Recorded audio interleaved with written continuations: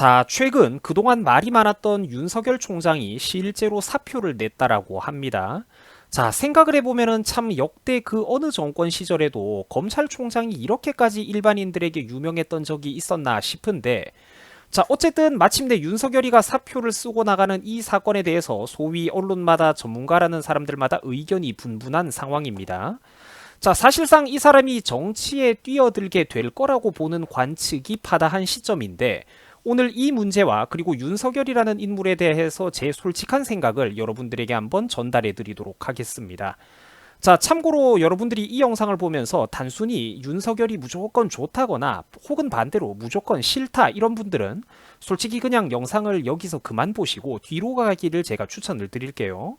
왜냐면 그렇게 무조건 좋다 혹은 무조건 싫다 요렇게만 생각하는 분들은 오늘 제 이 영상이 좀 약간 불편하게 들리거나 오해하실 소지가 굉장히 다분하기 때문입니다.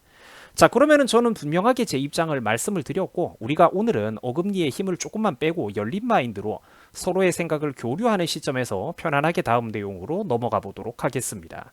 자, 그럼 이제 본론으로 넘어가 보자고요.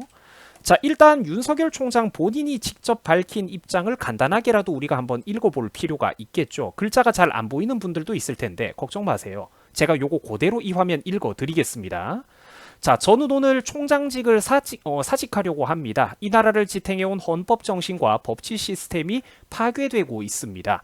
그 피해는 고스란히 국민 여러분들에게 돌아가게 될 겁니다. 저는 이 사회가 어지럽게 쌓아올린 정의와 상식이 무너지는 것을 더는 두고 볼 수가 없습니다. 검찰에서 제가 할 일은 여기까지입니다. 그러나 제가 지금까지 해온 것과 마찬가지로 앞으로도 어떤 위치에 있든 자유민주주의를 지키고 국민들을 보호하기 위해서 힘을 다하겠습니다. 그동안 저를 응원하고 지지해주신 분들 그리고 제게 날선 비판을 해주신 모든 분들께 감사의 말씀을 드립니다. 뭐라고? 이렇게 무난하게 본인의 입장을 밝혔어요. 자, 윤석열이가 사의를 표명하자 말자 문 정부는 즉시 곧바로 기다렸다는 듯 재빠르게 사의를 수용했다고 합니다. 좀 웃기죠? 자, 한편 신현수 민정수석에 대해서도 이번에 사의를 동시에 수용했다라고 해요. 곧바로 새 민정수석을 빛의 속도로 뽑았는데 민변 출신의 사람을 앉혔다라고 합니다. 자, 아시는 분들은 다들 잘 아시겠지만 이 민변이라는 곳이 좀 답답한 곳이죠. 소위 민주사회를 위한 변호사 모임이라고 하는 곳인데 사실 여기가 어떤 곳이냐면 노골적으로 좌성향을 띠는 단체로 현 시점에서는 사실 문정부의 입장만을 노골적으로 대변하는 그런 전형적인 관변 단체입니다. 이제 이번에 새로 청와대 민정수석으로 뽑힌 이 김진국이라는 사람도 바로 이 민변 출신이라는 거죠. 이거 하나만으로도 사실 이 사람에 대한 평가는 다 끝을 내도 됩니다. 이제 청와대 신임 민정수석 자리로 하필이면 또 민변 출신의 인물이 들어갔다고 하니까 다른 내용은 사실 알아볼 필요도 없어요. 대한민국 국익에 안 맞는 사람일 겁니다. 자, 그리고 이 김신국 신임 수석의 고향을 한번 살펴봤더니 깨알같이도 전라도 광주 쪽이었다라는 것이죠. 광주 전남고를 나왔다라고 합니다. 자, 이게 제가 무슨 지역감정 얘기를 하자는 게 절대로 아니고 여러분들 똑똑히 한번 들어보세요. 무슨 말인지 아실 겁니다. 현 문정부에서는 노골적으로 특정 지역 출신의 사람들만 성골로 우대해주고 있습니다. 노골적으로 편애를 해주고 있다는 사실을 우리가 비판을 좀 하자라는 거예요. 그리고 고향이 저쪽 사람, 이제 고향이 저쪽인 사람들의 경우 기본적으로 우리나라 정치 사회 문제를 바라볼 때 그 뇌 알고리즘이 전반적으로 어떻게 돌아가는지 솔직히 시청자분들께서도 잘 알고 계실 거라고 믿습니다. 제가 지금 안타깝다고 하는 게 별다른 게 아니라 바로 이런 관점을 두고 말하는 거예요. 똑같은 인간들끼리 또 뽑혀 들어간다라고 볼 수가 있고 끼리끼리 모여 있다라고 생각하시면 됩니다. 물론 이런 민변 출신의 사람이 또 이렇게 청와대 민정수석 같은 요직으로 들어간다라는 건 우리 대한민국 국익에는 정말 이제 아주 나쁜 소식이라고 우리가 볼 수 있겠죠. 항상 이런 사람들만 어떻게 그렇게 귀신같이 모아가지고 뽑아놓는지 참으로 놀라울 지경입니다. 자, 그리고 얘기가 조금 민정수석 얘기로 잠시 샜었는데 다시 오늘의 본론입니다. 어쨌든 오늘 영상의 메인 주제는 윤석열 검찰총장의 사퇴와 그리고 앞으로의 행보에 대한 해석이겠죠. 일단 여기서 윤석열을 무조건 비판적으로만 바라보는 그런 좌성향 사람들의 의견은 우리가 들을 필요가 없을 것 같아요. 합리적인 비판을 한다라면 상관이 없는데 이제 이게 좌성향 사람들이 윤석열을 비난하는 이유는 우리하고는 관점이 좀 다르죠. 그냥 문정부에 반대되는 입장을 표시했기 때문에 무조건 비난하는 사람들의 의견이 있습니다. 자, 그런데 이런 사람들 의견은 당연히 우리가 들을 필요가 없다지만 소위 우파 쪽 사람들 사이에서 의견이 좀 나눠지는 거는 우리가 이 논란의 질적인 부분 자체가 다르기 때문에 좀 깊게 볼 필요가 있습니다. 지금 그래서 어려운 와중에 이 사람에게 윤석열에게 희망을 거는 여론도 상당히 많은 반면에 또 한편으로는 날카롭게 좀 비판적으로 바라보는 분들도 의외로 굉장히 많습니다. 이게 그러니까 오늘 주제의 핵심이에요, 여러분. 윤석열을 좋다고 하는 사람도 그리고 비판적으로 보는 사람도 양쪽 모두 상당히 일리 있는 의견들이 있기 때문에 제가 오늘 이 관점을 여러분들에게 양쪽 모두를 한번 전달해 드리려고 합니다. 만약 한쪽으로 좀 쏠려 있다라는 느낌이 드신다면 그거는 전적으로 제 역량의 부족 때문일 것입니다. 자, 다음 내용으로 넘어갈게요. 일단 시청자분들 중에서 좀 이제부터 말씀드릴 내용들이 좀 불편하게 들리는 분들도 있을 것 같아서 제가 죄송한데 일단 윤석열이라는 인물에 대해서 우리가 좀 조심해야 되는 거 비판적으로 바라볼 수 있는 입장 먼저 좀 소개를 해 드릴게요. 자, 우리가 윤석열이라는 인물을 차기 우파의 대권주자로 점치기 이전에는 반드시 기억해야 될 게 몇 가지 있습니다. 이 사람을 무조건 대한민국의 차기 구세주나 우파 정신의 어떤 화신으로 착각해서는 곤란하다라는 점입니다. 그러니까 무조건 좋게만 보면은 그러니까 단순하게만 바라보면 안 된다라는 거예요. 왜냐면은 이 사람은 죽은 권력이자 쓰러져가는 권력이었던 지난 이명박이나 박근혜 정권 인사들을 물어뜯을 때는 충분히 법리적으로 선을 넘는 억지스러운 수사도 무리한 수사도 여러 번 벌였던 사람이고 그때 당시만 하더라도 굉장히 무자비한 칼잡이로 통했던 사람입니다. 문정부에서 오죽했으면은 이 늦가기 검사를 그렇게 초고속 승진을 시켜줬던 게 아니라는 거죠. 검찰 내에 있는 기존 질서를 깡그리 무시하면서 그렇게 무리를 해가지고 서울중앙지검장에 올려주고 검찰총장에 이르기까지 윤석열이 초고속 진급을 하면서 이제 이 사람 내 선배들이 수십 명이 검찰에서 옷을 벗고 나갔었죠. 문정부가 그때만 하더라도 괜히 이 사람을 초고속 진급을 시켜줬던 게 아니라는 거예요.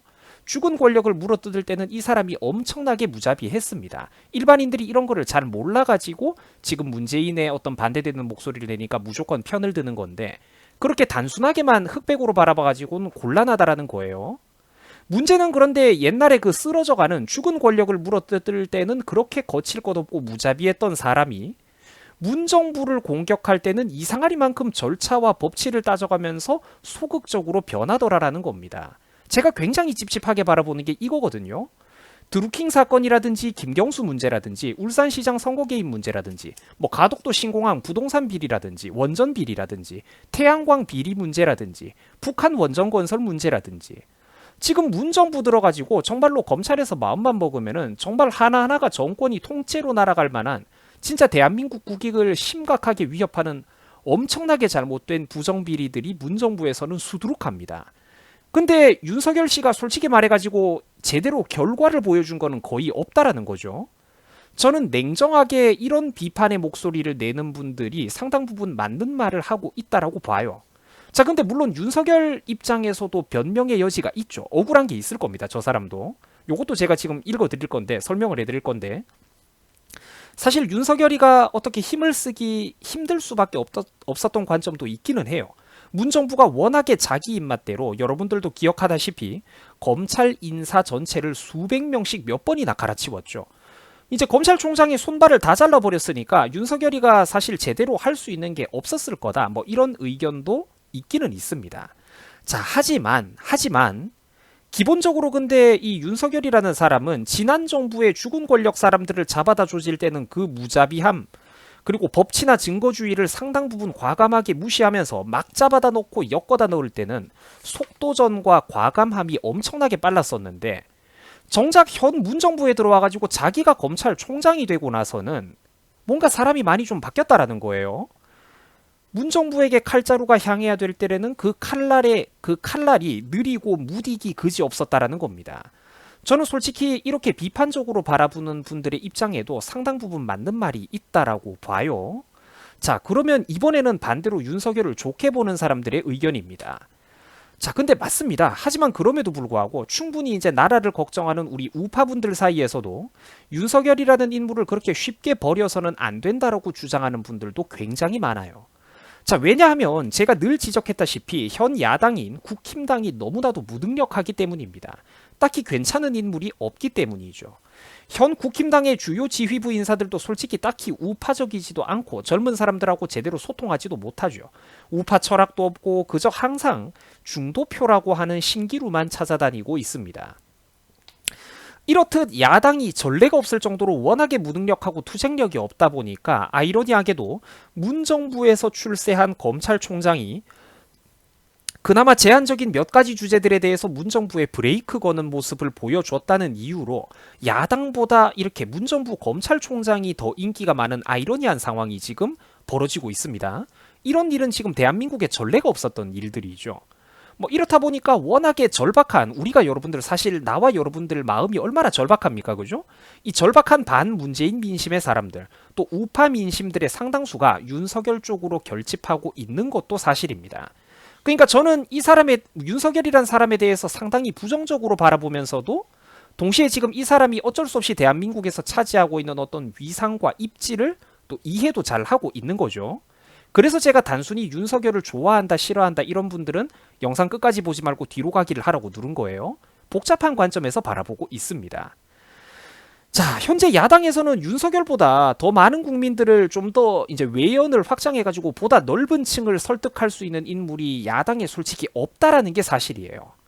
결국 이 윤석열이라는 사람이 아니면 달리 저 막강한 민주당의 차기 후계자들을 꺾을 만한 인물이 실질적으로 있느냐라는 것입니다. 이것도 정말로 합리적이고 우리가 생각해 볼 부분이 많은 주장이라고 저는 생각을 해요. 자, 그래서 저는 이 윤석열이라는 인물을 바라볼 때마다 단순히 좋다 싫다 이게 아니라 좀 복잡한 심경으로 바라봅니다.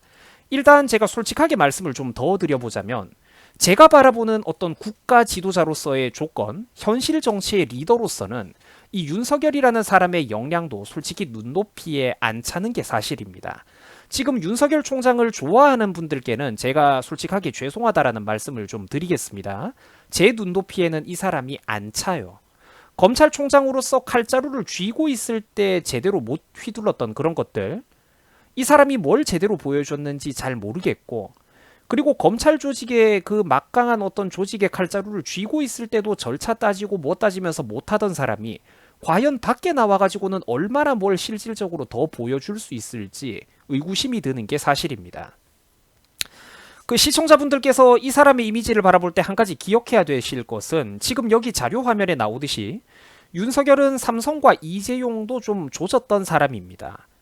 물론 뭐 이런 요건 저런 요건 다 따져가면서 법대로 하는 것 아니냐, 올바르게 하는 것 아니냐 이렇게 말씀해 버린다라면은 뭐 서로 생각의 관점이 다르다 보니까 제가 달리 할 말이 더 이상 없는데, 저는 지금 우리 대한민국의 상황을 좀 현실적으로 따져보자라는 거예요.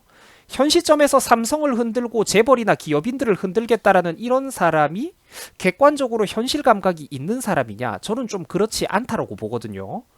법인 내에서 어떤 절차 과정이 어떻네, 상속세와 증여세가 어떻네, 재산세가 어떻네, 뭐 이런 것들 하나하나 잡아다가 조지면은 대한민국에 있는 모든 기업을 다 털어버릴 수가 있습니다. 법치를 고지고대로 적용하자면은 원래 그래요. 대한민국 기업 중에 법 안 어기는 기업 단 하나도 없습니다, 여러분. 자, 그런데 애초에 기업하기 힘든 환경은 문제가 없냐라는 거예요. 무조건 노조 편을 들어주고 기업인과 사업과는 무조건 나쁘다고 하고, 애초에 지나치게 불가능할 정도로 과도한 세금이라든지 상속세와 증여세의 문제 등 기울어진 사업 환경 그 자체에 주목을 해야 되지는 않냐라는 겁니다. 이런 것들을 개혁해가지고 모두에게 실질적으로 좀 더 윈윈이 되는 방향으로 가는 게, 그걸 강력하게 주장하는 게 바로 우파고 현실의 리더십인 거지.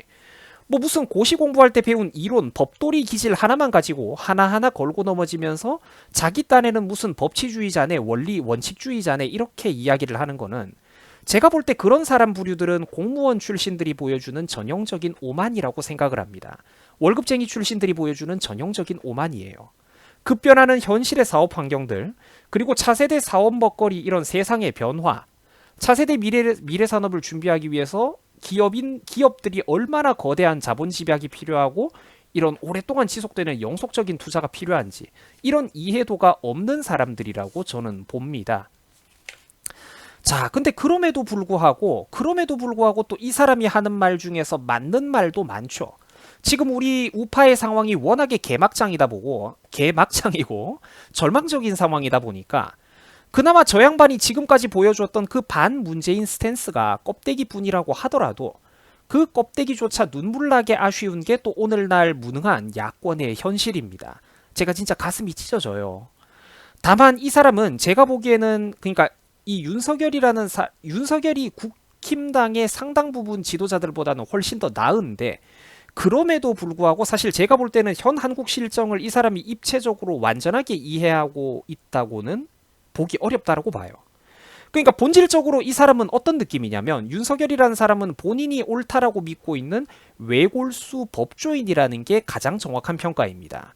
검사 출신, 그러니까 남의 말 안 듣는 외골수 검사 출신, 내가 옳다라고 믿는 외골수 검사 출신이라는 게 정확한 이미지라고 봅니다.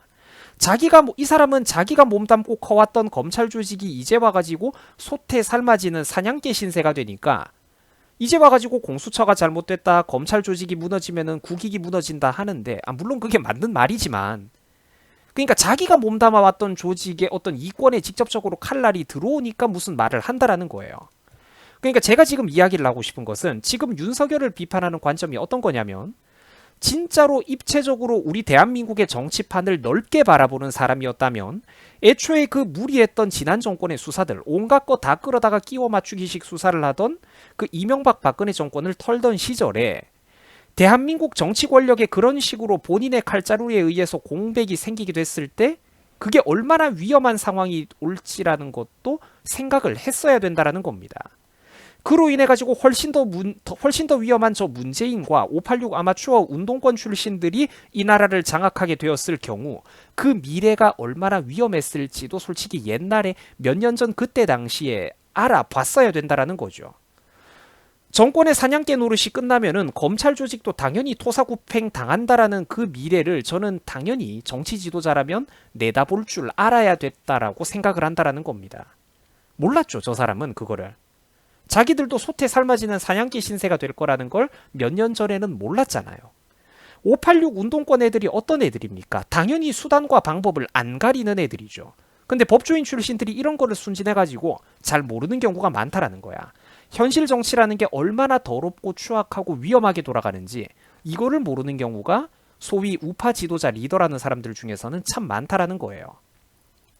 순진한 마인드, 단순히 그런 단편적인 법치 절차적인 마인드만으로 운동권 애들을 상대할 수 있을 거라고 착각을 했다면 그게 바로 현실 정치 리더로서는 솔직히 역량에 좀 문제가 많다라는 겁니다. 시청자분들께서 오늘 제가 하는 이런 관점들에 동의를 하실런지 모르겠어요.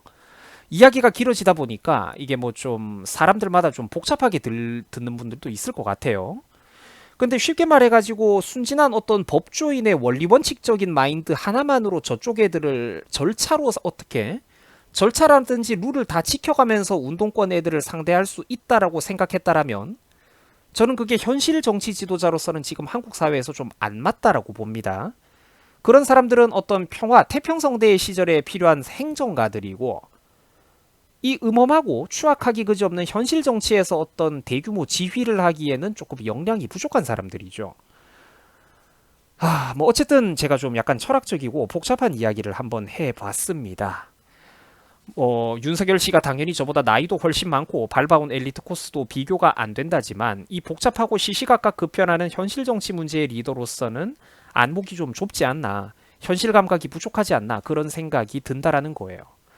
자, 근데 또 그럼에도 불구하고 이거 보세요. 오늘 자꾸 비판했다가 칭찬했다가 왔다 갔다 합니다.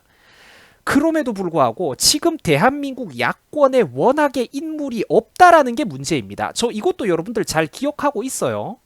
이러니까 윤석열 좋다 싫다 그거 하나로 흑백으로만 바라보면 안 된다라고 한 겁니다. 대한민국 야권에 워낙에 인물이 없다라는 게 문제예요. 실질적으로 대한민국에 산재되어 있는 수많은 문제들이 있습니다. 광범위한 경제 문제라든지 출산율이 왜 떨어지는지, 과도한 외노자 인구로 인한 어떤 그런 문제라든지, 그리고 자국민들이 오히려 외국인들에 비해서 역차별을 받고 있는 상황이라든지, 과도한 폐미나 여성 정책들, PC주의로 인한 엄청난 사회적인 부작용과 규제의 난립들. 진짜 지금 우리 대한민국이 처해 있는 이런 현실적인 문제들에 대해서 지금 제대로 높은 이해도를 가지고 있는 우파 정치인이 너무나도 없습니다. 다들 엘리트 코스를 밟아온 사람들이라는 건 알아요. 국힘당에 공부 잘하는 분들 엄청나게 많으시죠. 그건 아는데 이 사람들이 단편적이고 전형적인 어떤 인식 능력만 가지고 있을 뿐 대한민국이 처해 있는 이런 수많은 문제, 현실의 문제들을 청년들하고 도대체 그러면 어떻게 청년 우파들하고 도대체 어떻게 소통을 해야 이 사람들의 가려운 부분을 긁어줄 수가 있는지 다각적으로 이해를 못하고 있다라는 거예요. 지금 야권의 지도자들이.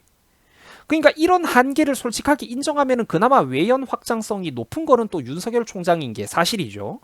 이낙연이라든지 심지어 이재명 같은 어떤 끔찍한 사람들이 등장하는 미래를 맞이하느니 차라리 윤석열이 낫기는 할 것 같아요. 자, 하지만 안타깝다라는 겁니다. 선택지가 저렇게밖에 안 된다면 범우파 진영에서 최대 단일 후보가 결국 이쪽으로 결정이 난다면 저도 아마 마지못해서 그 사람을 찍어주기는 할 것 같은데 다만 제가 항상 답답한 것은 옛날에 트럼프와 힐러리가 경쟁했던 그때 그 시절 여러분들 2016년이었나요? 그때가? 트럼프가 절대로 불가능하다고 했던 그런 힐러리를 상대로 기적적으로 이겼던 옛날에 그때 미 대선이 저는 한국을 바라볼 때마다 항상 생각이 납니다. 우리는 언제까지 최선이 아니라 정말로 대한민국의 이런 수많은 문제들에 대해서 좀 굵직굵직한 거를 정확하게 맥을 짚는 그런 정치인 후보가 아니라 언제까지 최선이 아니라 이런 식으로 차악, 덜 나쁜 사람만 눈물겹게 선택을 해야 되냐라는 겁니다. 제가 그게 참 가슴이 아파요. 자, 한정된 분량 안에 많은 내용을 담아드리다 보니까 솔직히 생략된 것도 많고 저도 하고 싶은 얘기가 더 많은데 모든 거를 완벽하게 담지를 못했습니다. 영상 분량이 너무 길어져서 말이죠. 뭐 이렇게 열심히 설명을 했는데도 제 생각을 100% 확실하게 전달해드리지 못한 것도 솔직히 많습니다. 속보로 전달해드리려고 영상을 좀 빨리 작성을 했거든요. 자, 시청자분들의 생각은 어느 쪽이십니까? 여러분들의 생각이 어느 쪽인지를 떠나서 제가 만약 시청자분들에게 좀 불쾌감을 드렸더라면 그거는 뭐 전적으로 제 능력의 부족입니다. 자, 긴 영상을 들어주시느라 여러분들 고생 많으셨습니다. 그래도 솔직한 제 생각을 한번 복잡하게 담아봤습니다. 자, 시청해 주셔가지고 여러분들 대단히 고맙습니다. 항상 많이 좀 응원해 주시고요. 얼음사이다 채널에 많은 도움을 좀 부탁드리겠습니다. 자, 시청해 주셔가지고 감사합니다. 그래도 보다 밝은 대한민국을 저도 꿈꾸고 있습니다. 여러분들 고맙습니다.